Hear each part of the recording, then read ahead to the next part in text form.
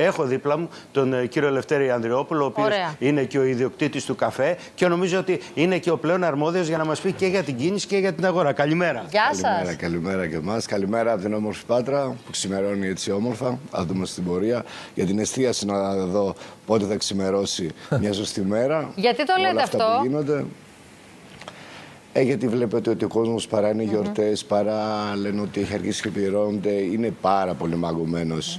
Η κίνηση στην αγορά είναι μικρή και αν δεν είναι μικρή, η κατανάλωση που κάνουν πλέον οι άνθρωποι είναι λίγη. Είναι λίγη και πλέον πιστεύω ότι δεν φτάνει να υπερκαλύψει τις τόσο μεγάλες ανάγκες που έχει η εστίαση. Κύριε Ανδριόπουλο, να σας ρωτήσω κάτι. Ότι...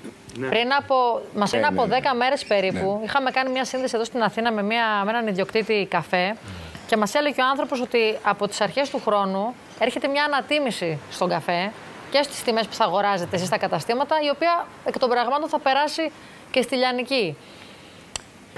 Συμφωνείτε σε αυτό? Έχετε και εσείς αυτή την εικόνα?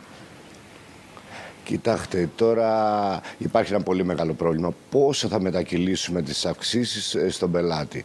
Πλέον ξέρετε ότι ο Έλληνας το μόνο που δεν μπορείς να το κόψεις είναι τον καφέ. Όλα τα άλλα μπορείς να το κόψεις. Αν ο καφές αρχίζει σιγά σιγά και γίνει και αυτός είδος πολυτελείας, καταλαβαίνετε ότι θα υπάρξει τρομερό πρόβλημα στην αγορά, τρομερό πρόβλημα στην εστίαση που απασχολεί εκατοντάδες χιλιάδες εργαζόμενους και πλέον εμείς σαν ιδιοκτήτες δεν θα μπορούμε να ανταποκριθούμε. Εντάξει, δεν θα κάτσουμε και εμείς να κάνουμε τον ήρωα. Εγώ έχω 52 άτομα προσωπικό. Κάποια στιγμή, αν πέσει η κίνηση, καταλάβετε ότι το πρώτο πράγμα που πρέπει να κάνω είναι δυστυχώς να απολύσω κάποιους ανθρώπους για να μπορέσει να. Έχετε δύο επιλογές. Ή να αυξήσετε τις τιμές που θα δείτε αν θα ανταποκριθεί ο κόσμος.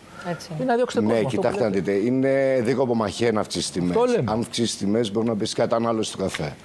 Δηλαδή, κάποια στιγμή κάποιοι άνθρωποι εκεί που πήραν 2 καφέδες την ημέρα, που πλέον και γι' αυτό γίνεται είδος πολυτελείας, θα πίνουν έναν ή θα πίνουν 3 φορές την εβδομάδα.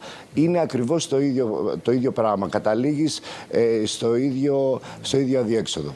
Ακούσαμε προηγούμενος τον κύριο Ανδριόπουλο να λέει ότι θα πρέπει να κρατήσει όσο μπορεί την τιμή του καφέ στα επίπεδα που είναι σήμερα. Εδώ στην Πάτρα παραμένουμε σε υψηλές τιμές, κύριε Ανδριόπουλε? Όχι. Στις ίδιες σταθερές τιμές, ας είναι εορτές, δεν υπάρχουν ταμπλότ, αυτά πλέον έχουν καταργηθεί.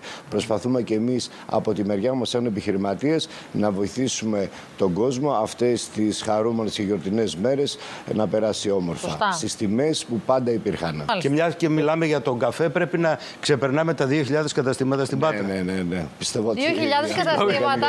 Κύριε Ανδριόπουλε, όλες τις καφετέριες πάτε. Ρε παιδιά, μισό λεπτό τώρα, γιατί τώρα θα το πάμε αλλού την κουβέντα. Τζίνα, τι γίνεται? Σε βλέπω. Είναι το εθνικό μας σπόρο καφέ. Ναι, ρε παιδί, αλλά αν πηγαίνουν όλες τις καφετέριες, ποιος δουλεύει? Με συγχωρείτε δηλαδή. Δουλεύουν στην καφετέρια, ρε. Μιλάμε για την Πάτρα, ένα παλιό βιομηχανικό κέντρο, το οποίο έχει χάσει την έγκλη του και την παραγωγικότητά του εδώ και κάτι δεκαετίες. Και αυτό θα Καλά, εδώ φταίνε και οι κυβερνήσεις, κύριε Ζαμπούκα, μην τα ρίχνουμε όλα στους πολίτες, έτσι φταίνε και αυτοί που κυβερνούν και αποφασίζουν. Κάποιος θέο. Πάντως πολύ φαντάζομαι ο νεανικός πληθυσμός και ο φοιτητικός πληθυσμός είναι και. Συντηρεί τις καφετέριες. Όχι, δουλεύουν κιόλας. Δουλεύουν, βέβαια, εργάζονται. Λέω συντηρεί τις καφετέριες και σαν καταναλωτές και σαν εργαζόμενοι.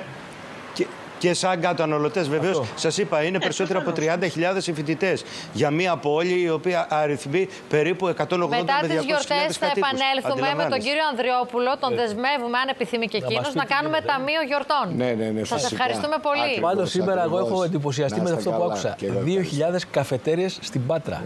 Έτσι. Σας ευχαριστούμε πάρα πολύ. Κάθε μέρα καφέ και καφέ. Αυτή είναι η μηχανία μας. Πάμε για καφέ.